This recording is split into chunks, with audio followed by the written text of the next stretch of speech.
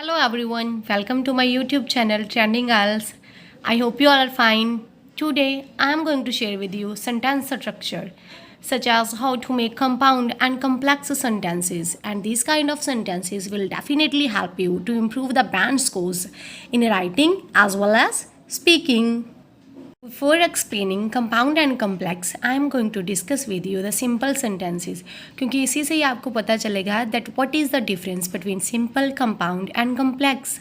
In a simple sentence, there is only one independent clause. Simple sentence में just एक independent clause होती है. अब आप पूछोगे कि clause क्या होती है? Clause is the group of words that has one verb and one subject, और जिसका अपना एक meaning भी होता है. And the next one is simple sentences contain one verb and subject. इसका एक verb और एक subject होता है. It has a complete thought और इसका एक complete meaning होता है simple sentence का. We usually use the simple sentence and for example, he opened the door. I like coffee. उसने door open किया और मुझे coffee पीना पसंद है. I have explained the simple sentences. मगर what is the compound sentence? When two or more independent clauses are combining by means of coordinating conjunction, a compound sentence is formed. And the independent clauses होती हैं the clause which doesn't need any kind of another clause to clear its meaning, means एक ऐसी clause जिसको अपना meaning clear करने के लिए किसी पर depend नहीं करना पड़ता, जिसका अपने से ही meaning होता है.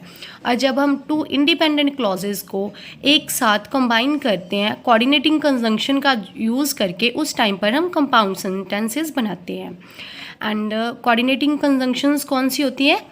For compound sentences, we apply the fanboys rule. F stands for, A for and for nor, B for but, O for or, Y for yet, and S for so. So इन्हीं सब coordinating conjunction का first word लेकर हमने जो letter बनाया वो है fan boys, so that आप इसको अच्छे से याद रख सको. And now I'm going to explain the example of each and every coordinating conjunction so that आप बाद में उस examples को देखकर कि जैसे मैंने examples बनाई हैं आप भी बनाओ, और इससे क्या होगा कि अब बाद में जब भी आपको यूज़ करना होगा इन coordinating conjunction को ऐसे में और speaking part में तो easy हो जाएगा. And the first one coordinating conjunction is for. For we use on the place of because.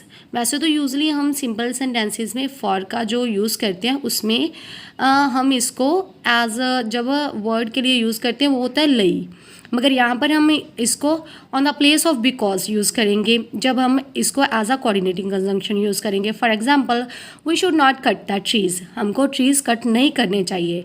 For our environment is getting polluted day by day. क्योंकि बिकॉज हमारा इन्वायरमेंट जो है वो पोल्यूटेड हो रहा है दिन प्रति दिन. And the second one example for the use of coordinating conjunction for, and the example is he has to work hard for he wants to get good marks. उसको हार्ड वर्क करना पड़ेगा क्योंकि वो अच्छे मार्क्स लेना चाहता है. क्योंकि के प्लेस पर हमने फॉर को यूज़ किया है और ये दोनों इंडिपेंडेंट क्लॉजेज है. Such as he has to work hard, उसको हार्ड वर्क करना पड़ेगा. He wants to get good marks, वो गुड मार्क्स लेना चाहता है. और इन दोनों को हमने कोऑर्डिनेटिंग कंजंक्शन के यूज़ के द्वारा कंपाउंड सेंटेंस में कन्वर्ट कर दिया है.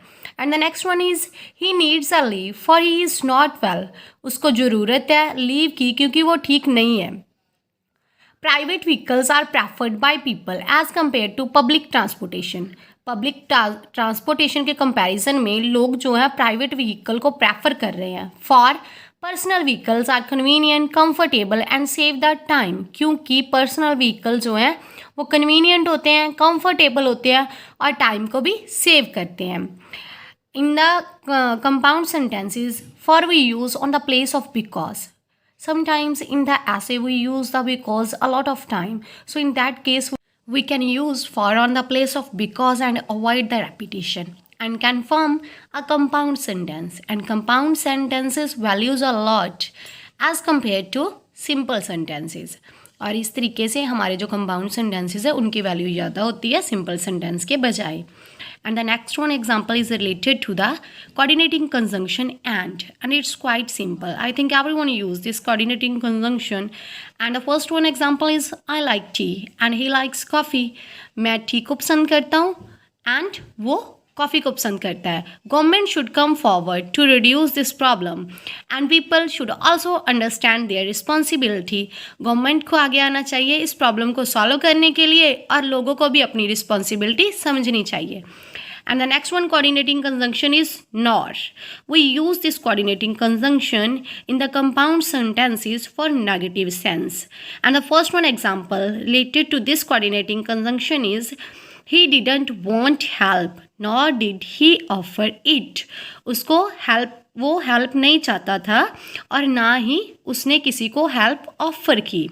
और इस कोऑर्डिनेटिंग कंजंक्शन में हम जो सेकंड वन इंडिपेंडेंट क्लॉज लगाएंगे नॉर के बाद वो इंटेरोगेटिव सेंस में आएगी. ही डजेंट लाइक एप्पल, वो एप्पल्स को पसंद नहीं करता. Nor does he like fast food, ना ही वो फास्ट फूड को पसंद करता है. And the third one example is they don't eat sandwich nor do they drink coffee. वो सैंडविच नहीं खाते हैं और ना ही वो कॉफ़ी पीते हैं. She doesn't want to be a heroine nor does she want to be an actress. ना तो वो हीरोइन बनना चाहती है और ना ही वो एक्ट्रेस बनना चाहती है. When we use the coordinating conjunction nor and we use the helping verb before the subject के पहले हम यूज़ करते हैं helping verb को, मगर interrogative के रूप में हम लगाते हैं independent clause को, मगर फिर भी लास्ट पे हम full stop ही लिखते हैं, question mark का यूज़ नहीं करते. And the next one coordinating conjunction is but. Parents should always keep an eye on their children but it should be at certain limit. Parents को अपने बच्चों पर नज़र रखनी चाहिए मगर ये एक सर्टेन लिमिट तक होना चाहिए. And the second one example smoking is prohibited eight public places but people don't follow this rule. Smoking की मनाही है पब्लिक प्लेसेस पर मगर लोग जो है इस रूल को फॉलो नहीं करते हैं. And the next one coordinating conjunction is और का यूज़ हम जब हम चॉइसेस देते हैं उस सेंस में करते हैं. ही वॉश्ड द क्लोथ्स और ही वेंट टू शॉप. उसने क्लोथ्स वॉश किए या फिर वो शॉप में गया. He has to work hard और he will lose his job. उसको काम ज़्यादा करना पड़ेगा अदरवाइज़ वो अपनी जॉब जो है वो उसको छोड़नी पड़ेगी. Public transportation should be improved by government or people will start using private vehicles. जहाँ तो गवर्नमेंट को पब्लिक ट्रांसपोर्टेशन को इम्प्रूव करना चाहिए जहाँ फिर लोग जो है वो प्राइवेट व्हीकल्स को यूज़ करना स्टार्ट कर देंगे. He likes to drink coffee और ही लाइक्स टी. जहाँ तो वो कॉफ़ी ड्रिंक करना अच्छा उसको लगता है जहाँ फिर T. Next one is yet which means फिर भी.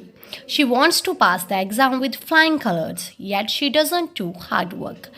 वो अपने एग्ज़ाम्स को अच्छे मार्क्स के साथ पास करना चाहती है फिर भी वो हार्ड वर्क नहीं करती है. And the second one example is she is rich and beautiful, yet she is down to earth. वो rich and beautiful है मगर फिर भी वो down to earth है. He is hungry, yet he doesn't want to eat food. वो hungry है फिर भी वो खाना नहीं खाना चाहता. Government put a lot of steps to save the environment, yet pollution is increasing day by day. चाहे गवर्नमेंट काफ़ी ज़्यादा स्टेप्स ले रही है environment को सेव करने के लिए फिर भी pollution जो है डे बाय डे इंक्रीज हो रहा है. And the next one is so.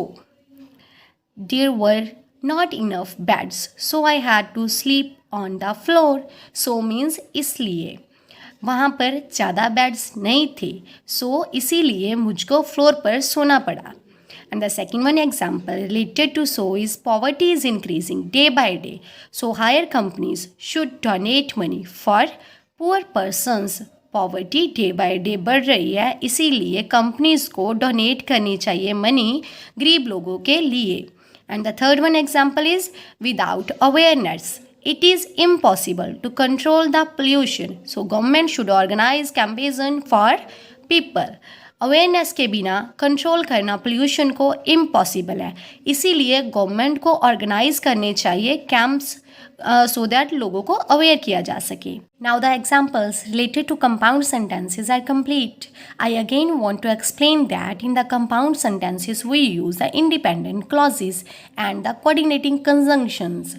Coordinating conjunction का यूज़ करते हैं, फैन वॉइस वाला रूल अप्लाई करते हैं, और इंडिपेंडेंट क्लॉजेस मीन्स जिनका खुद से मीनिंग होता है उनको ज्वाइन करते हैं, कंबाइन करते हैं by the use of coordinating conjunction.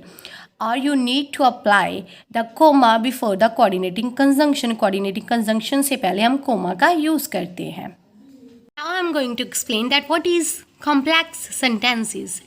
When an independent clause is combined with the dependent clause by the means of subordinating conjunction, a complex sentence is formed. जब एक तो independent clause होती है और दूसरी dependent clause होती है, दोनों को combine किया जाता है. किसका यूज़ करके? subordinating conjunction का. तो एक complex sentence जो है बनाया जाता है. इंडिपेंडेंट क्लॉज को तो हमने डिस्कस कर लिया, जिसका अपना खुद का मीनिंग होता है, जिसको अपना मीनिंग क्लियर करने के लिए किस पर निर्भर नहीं करना पड़ता. तो डिपेंडेंट क्लॉज वो हो गई जो कि अपना मीनिंग क्लियर करने के लिए इंडिपेंडेंट क्लॉज पर डिपेंड करती है. Okay, and now I am going to share with you the examples of the subordinating conjunctions. First one is if only, and the example related to if only subordinating conjunction is poverty can be reduced. If only people come forward to help the poor persons. Poverty को reduce किया जा सकता है अगर लोग आगे आए help करने के लिए गरीब लोगों की. We can live happy life if only we worship the god. हम लोग हैप्पी लाइफ स्पेंड कर सकते हैं अगर हम लोग वर्शिप करें गॉड की. तो this problem can be overcome if only government and individuals do some efforts. ये प्रॉब्लम को ओवरकम मीन्स सॉल्व किया जा सकता है अगर गवर्नमेंट एंड इंडिविजुअल्स दोनों एफर्ट्स करें तो. If only you want help, firstly you should help the others. अगर तुम मदद चाहते हो तो तुम्हें भी पहले लोगों की हेल्प करनी चाहिए. सो इन सेंटेंसेस में एक तो डिपेंडेंट क्लॉज है और दूसरी इंडिपेंडेंट क्लॉज है, और इसी वजह से ये सेंटेंसेस कॉम्प्लेक्स सेंटेंसेस है. And the next one is if, even if. And the example related to this subordinating conjunction is he will pass the exam even if he has not revised his exam well. वो पास कर जाएगा exam को चाहे उसने अपना syllabus जो है exam का वो रिवाइज नहीं किया है अच्छे से. I will definitely prove that I am innocent even if I have to go to the High Court. मैं डेफिनेटली प्रूव करूँगा कि मैं इनोसेंट हूँ चाहे मुझको हाई कोर्ट ही क्यों ना जाना पड़े. Environment problem should be controlled even if it is very difficult to reduce it. Environment problem को control किया जाना चाहिए चाहे ये काफ़ी ज़्यादा difficult है इसको reduce करना. The consumption of fast food is increasing day by day even if everyone knows that its uses is creating a lot of harmful diseases. Consumption of fast food जो है वो फिर भी दिन प्रतिदिन इंक्रीज़ हो रहा है चाहे हर एक पर्सन जानता है कि इसका यूजेस जो है वो काफ़ी ज़्यादा हार्मफुल डिसीजेज प्रॉब्लम्स को क्रिएट कर रहा है. And the next one is albeit. They want to win the match albeit it is very challenging to win it. वो मैच को जीतना चाहते हैं हालांकि मैच को जीतना काफ़ी ज़्यादा चैलेंजिंग है. And the second one is nowadays individuals mostly prefer to use their own vehicles albeit the public transportation is cheaper and convenient. आजकल लोग मोस्टली प्रेफर करते हैं अपने व्हीकल को यूज़ करना हालांकि जो पब्लिक व्हीकल है वो काफ़ी ज़्यादा सस्ते और कन्वीनियंट है. We have to take them to the hospital albeit it is 11 o'clock. हमको उनको हॉस्पिटल ले जाना ही पड़ेगा हालांकि ये 11 o'clock हो चुके हैं. And the fourth one example is Ram is good person albeit he committed a crime in his childhood. Ram एक अच्छा पर्सन है हालांकि उसने कमिट भी किया है क्राइम चाइल्डहुड में फिर भी वो एक अच्छा पर्सन है. One is in order that ताकि everyone wants to earn more money in order that give better future to their family. हर एक पर्सन ज़्यादा मनी कमाना चाहता है ताकि वो अपनी फैमिली को एक बेटर फ्यूचर दे सके. And the second one is I have to leave the class early in order that I board the train at time. मुझको क्लास को जल्दी लीव करना पड़ेगा ताकि मैं ट्रेन पकड़ सकूँ टाइम पर. And the third one example is we should help the others in order that we can also ask them to help us in the time of need. हमें दूसरों की हेल्प करनी चाहिए ताकि जब हमको ज़रूरत पड़े तब हम उनसे हेल्प मांग सकें. And the next is even though environment pollution has been a debatable issue, even though many steps have been taken by the government to control it. Environment pollution अभी भी debatable issue बना हुआ है, चाहे कि government के द्वारा काफ़ी ज़्यादा steps लिए गए हैं इसको कंट्रोल करने के लिए. And the second one is even though the news is 6 months old, staff is still in the shock. चाहे कि न्यूज़ 6 months old है, स्टाफ अभी भी शॉक में है. And the next one is coordinating conjunction is whoever. I just want to take revenge in spite of the thing whoever he is. मैं just revenge लेना चाहता हूँ इस चीज़ के बावजूद भी, in spite of the thing, इस चीज़ के बजाय भी whoever he is, चाहे वो कोई भी person है. Now then, you have committed a crime. Now then, what you want to do next? तुमने crime को commit किया है, अब फिर आप क्या आगे चाहते हो. The situation is totally out of control. Now then it is difficult for Anupam to handle the consequences. Situation totally out of control हो चुकी है. अब फिर अनुपम के लिए difficult है handle करना consequences को. And the third one is he gets addicted to fast food. Now then he has to do hospitalized. अब वो addicted हो चुका है फास्ट फूड्स का, अब फिर उसको हॉस्पिटलाइज करना ही पड़ेगा. Rather than, next one is rather than he prefers to stay at home rather than going to restaurant जाए की बजाय वो प्रेफर करता है घर पर ही रहना. And the second one is Dilpreet is playing PUBG on mobile phone rather than doing study. Dilpreet जो है पबजी खेल रहा है फ़ोन पर स्टडी करने की बजाय. And the next one is as soon as. And the example is government needs to control the increasing pollution as soon as they can control it. Government को ज़रूरत है कंट्रोल करने की पोल्यूशन को, जितनी जल्दी वो कंट्रोल कर सकती है. So these are the some examples related to the complex sentences. Now simple sentences, compound sentences and complex sentences all are complete. I hope you learn something from my video, and if you also like my video, then like it, share it with others and subscribe my channel.